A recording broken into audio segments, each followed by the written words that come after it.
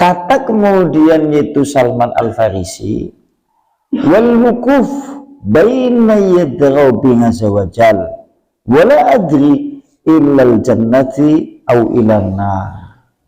Kata dia, yang membuat aku bersedih sampai aku menangis diantaranya adalah pula yang ketiga, tatkala aku berdiri di hadapan Allah Subhanahu wa ta'ala, terbentang di hadapanku masih banyak yaumul hisab, yaumul mizan, hari ditimbangnya amalan manusia, hari dihisabnya amalan manusia, hari tatkala aku pada saat itu tidak tahu apakah nanti masuk ke surga apa masuk ke neraka.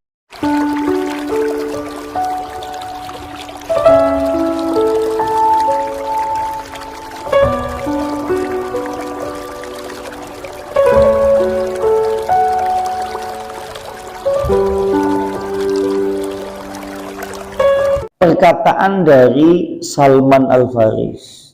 Jadi ada perkataan dari Salman Al-Farisi. Salman Al-Farisi diriwayatkan dari Abu Usman An-Nahdi. An Abi Usman An-Nahdi an Sulaiman ngan Salman Al-Farisi. Berarti Salman sahabat Nabi Al-Farisi dia berkata, salasun wasallasun, ada 3 perkara ahzannani hatta abkadni, katanya. Ada 3 perkara yang membuat aku bersedih. Ada 3 perkara, perkara itu membuat aku bersedih dan sampai membuat diriku hal itu kemudian menangis. Kata Salman Al-Farisi, ada 3 perkara jika kemudian dipikir dengan sungguh-sungguh, diperhatikan dengan jiwa dan segenap sanubari hati yang paling dalam, maka 3 perkara itu membuat aku bersedih dan bahkan membuat aku menangis, kata Salman Al-Farisi. Di antaranya 3 perkara itu adalah firaqun Muhammadin wa hisbih, berpisah dengan Muhammad dan sahabat-sahabat yang lain. Bagi sahabat-sahabat Nabi dulu, kalau suatu saat kemudian berpisah dari mereka dan pisah kami Nabi, ini bahkan membuat mereka menangis. Abu Bakar, Umar, Utsman, Ali, tatkala Nabi meninggal, semuanya merasa kehilangan sekali. Sehingga Salman Al-Farisi kemudian berkata seperti itu. Tatkala berpisah dengan Nabi, berpisah dengan sahabat-sahabat Nabi, itu adalah satu kesedihan yang membuat dia menangis, kata Salman Al-Farisi. Karena kita tahu zaman di masa Nabi ini adalah zaman yang disebutkan di dalam hadis sebagai manusia generasi terbaik. Menungsa yang paling terbaik adalah generasi dijenengi generasi sahabat. Nah, direct generasi apa? Ya, generasi zaman sehingga fitnah. Lantas kata Salman Al-Farisi, wa haulul madlangi, itu hari ditampakkan amalan-amalan manusia. Hari tatkala kemudian jembatan Sirat diletakkan di atas jahanam. Hari tatkala kemudian jahanam didatangkan, wa haulul matlangi, maka ini adalah peristiwa yang sangat besar sehingga kemudian membuat aku bersedih dan banyak membuat aku menangis. Kata dia, yang banyak membuat dia bersedih, banyak membuat dia menangis kalau berpikir terhadap permasalahan tatkala jembatan Sirat diletakkan di atas jembatan, yaitu di atas jahanam. Karena dia tahu setiap kaum muslimin pasti akan mendatangi jembatan itu. Tidak ada satupun manusia kecuali pasti mendatanginya. Kabeh manusia pasti melewati semuanya itu. Beda kalau suatu saat terkait masalah yaitu timbangan amalan manusia. Atau kemudian tatkala kemudian kita dihisab, ada manusia yang mendapatkan keringanan hisab sehingga disebut dengan hisab yang mudah. Tapi kalau terkait masalah jembatan Sirat, setiap manusia pasti akan melakukannya dan akan melewatinya. Tidak ada satupun kecuali manusia pasti mendatanginya. Sehingga kalau seandainya hal itu membuat Salman Al-Farisi nangis, bersedih, dewek lebih pantas untuk banyak berpikir terhadap itu, dan seharusnya banyak menangis memikirkan hal itu. Artinya supaya kita memang siap-siap mempersiapkan tatkala kemudian nanti kita disuruh untuk kemudian melewati jembatan Sirat itu. Kalau kita semuanya kelak tatkala melewati jembatan itu meminta tolong kepada siapa? Jadi tulung siapa? Sampai ngundang aku ya bakal nyelingak. Aku ngundang sampean ya sampean ya bakal nyelingak. Kan ya, Anda kemudian memanggil anak-anak Anda, istri Anda, tidak pernah akan mereka itu menoleh. Karena pada hari itu nanti disebutkan manusia pada hari itu tidak mengenal satu dengan yang lainnya. Kenapa bisa seperti itu? Saking mengerikannya tatkala manusia harus melewati jembatan Sirat, sampai membuat manusia satu dengan yang lain tidak mengenal. Nanti itu coba, karena banget pikiran manusia pada saat itu fokus memikirkan bagaimana kita semuanya bisa selamat melewati jembatan Sirat itu sampai berujung di dalam surga. Padahal sebenarnya kan ini disebut kalau kita sudah melewati jembatan Sirat, nanti ada jembatan yang kedua di ujung jembatan Sirat itu, jenengane Al-Qantarah. Ya, atau jembatan, ada pendapat ulama yang menyebutkan setelah jembatan Sirat masih ada jembatan lagi. Di bab sebelumnya kan disinggung, sekalipun nanti kalau masuk di kitab ini ya ada disinggung terkait masalah itu lagi. Artinya seperti ini, kulo panjenengan sedoyo hidup di dalam kehidupan dunia perjalanan singkat, tapi perjalanan setelah kematian masih cukup panjang. Artinya membutuhkan banyak amal soleh sebagai bekal kepulangan kita menuju kepada Allah. Karena apa? Karena yang bisa menyelamatkan kita semuanya di jembatan Sirat itu adalah amalan-amalan kita masing-masing. Siki kulo panjenengan sedoyo disuruh untuk banyak mempersiapkan bekal. Karena apa? Dunia hidupnya singkat, perjalanannya cukup panjang. Kan sebenarnya wis diomong nanti begitu kita meninggal menunggu sampai hari kiamat. Sampean kalau suatu saat meninggal ditempatkan di alam barzah, nunggu sampai hari kiamat. Kalau kita orang celaka maka menunggunya sangat lama. Kalau kita kemudian orang bahagia maka menunggunya hari kiamat seperti tidurnya malam pengantin. Di alam barzah sudah ada fitnah, sudah ada azab kubur namanya, fitnah kubur namanya. Setelah itu selesai, kita nanti dibangunkan lagi.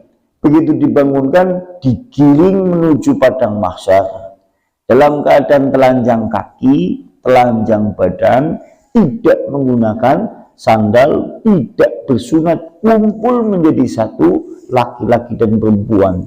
Begitu sampai di padang mahsyar, berdiri menunggu pengadilan Allah, lamanya 50.000 tahun. 50.000 tahun, coba bayangkan menunggunya. Sehingga pada saat itu manusia ada yang tenggelam oleh air keringatnya sampai mata kaki, sampai kemudian betis, sampai paha, sampai kemudian dada, sampai leher, sampai mulutnya. Nanti setelah 50.000 tahun di tempat itu kita menuju yaumul hisab. Maka tatkala manusia apabila dihisab, dihitung sungguh-sungguh amalannya, celaka. Tapi kalau manusia yang dihisab dengan hisab mudah, sampean bejah. Mulane Nabi mulai ngajari dewek, dia hisab disuruh banyak berdoa. Allahumma hasibni hisaban yasiro. Di hisab manusia ada yang makan waktu 1000 tahun. Manusia ada yang makan waktu 50.000 tahun. Bahkan manusia dihisab ada yang makan waktu lebih dari jumlah itu. Ini penang alam dunia tidak? Tidak tahun, 70 tahun, 80 tahun. Tapi perjalanan manusia masih cukup panjang. Belum lagi nanti di Yaumul Mizan. Yaumul Mizan itu hari ditimbangnya amalan manusia. Belum lagi nanti hari penampakan amalan-amalan manusia. Belum lagi kemudian hari tatkala kemudian kita menerima buku catatan itu dengan tangan kanan apakah tangan kiri. Belum lagi tatkala kita kemudian melihat neraka jahanam didatangkan. Belum lagi nanti kita semuanya melihat hewan-hewan di kisos. Belum lagi nanti kita melewati jembatan Sirat. Ia kalau selamat. Kalau tidak selamat, maka sungguh dia jatuh ke dalam neraka jahanam. Jatuhnya membutuhkan waktu 70 tahun. Artinya kita hidup di dunia singkat membawa tanggung jawab yang cukup berat. Dan perjalanan kita masih cukup panjang. Pantas Abu Hurairah yang semasa hidupnya bersama Nabi di pasar Abu Hurairah ada, Nabi di masjid Abu Hurairah ada, Nabi dimanapun Abu Hurairah ada. Seakan-akan ia tidak ingin ketinggalan dengan amal soleh, sehingga hidupnya begitu dia masuk Islam penuh dengan kebaikan karena senantiasa mengiringi Nabi. Tatkala dia meninggal, dia berdoa dan berkata, ya Allah, sedikitnya perbekalanku, panjangnya perjalanan hidupku. Gue Abu Hurairah meninggal, dia berkata sedikitnya perbekalanku, panjangnya perjalanan hidupku. Dewek neng esuk meninggal, kira-kira ngomong apa? Nah, kalau kita melihat amalan-amalan kita, dewek ngomong apa kira-kira? Ini seperti itu, artinya seperti ini. Kulo panjenengan setuju. Dalam hal ini patut merenung dengan renungan yang dalam bahwa hidup di dunia singkat, perjalanan kita setelah kematian masih panjang. Artinya kalau masih panjang, mumpung panjenengan masih hidup diberi kesempatan, persiapkan bekal sebanyak-banyaknya. Karena hanya itulah yang bisa menjadi bekal untuk perjalanan yang panjang dan bisa selamat. Akhirnya sampai menuju surga. Nek awas siap-siap ngumpulnya bekal segi kapan? Kapan? Soalnya umur dewek ya orang ngerti. Anak sendiri seminggu, yang sudah beten-beteni, yang jenazahnya meninggal kan itu ya. Yang namanya orang meninggal kan seperti itu. Boleh jadi mungkin ada yang masih sebulan, boleh jadi mungkin ada yang setahun, tapi boleh jadi mungkin anak sing sedina maning. Ya memang itu meninggal, ini boleh jadi mungkin seperti itu. Coba bayangkan kalau satu saat hari kita yang dibutuhkan di dalam kehidupan dunia, waktunya itu tinggal sebentar, apa yang harus kita lakukan? Kalau tidak mengumpulkan bekal. Jenengan ngaji kalau bab siwak ya dibeten-beten di sisa. Wong sampean gawe mayemi yo dadi. Ngene iku. Dan berikutnya kata kemudian yaitu Salman Al-Farisi, wal wukuf baina yadraw bin azwajal wala adri illal jannati au ilan nar.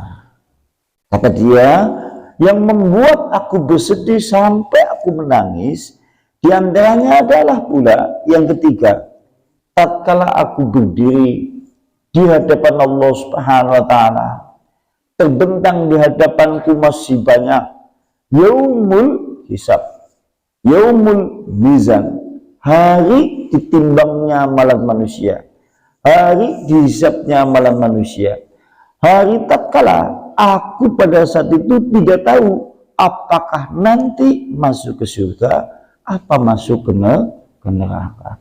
Ki Salman Al-Farisi yang notabene salah seorang sahabat Nabi yang mulia, bahkan dia adalah salah seorang sahabat Nabi yang kemudian senantiasa mengiringi Nabi dan sebagai hamba Allah yang beriman. Dan kita tahu dia adalah sahabat yang mulia. Dia baik berpikir seperti itu. Kalau dia berpikir seperti itu, dewek kudune seharusnya banyak lebih jauh berpikir. Kenapa bisa seperti itu? Kita bukan sahabat Nabi. Amalan kita jauh di bawah mereka dibandingkan dengan Salman Al-Farisi. Wah, ini Salman Al-Farisi sampai kemudian dia berkata seperti itu. Kemudian berikutnya, ini berikutnya.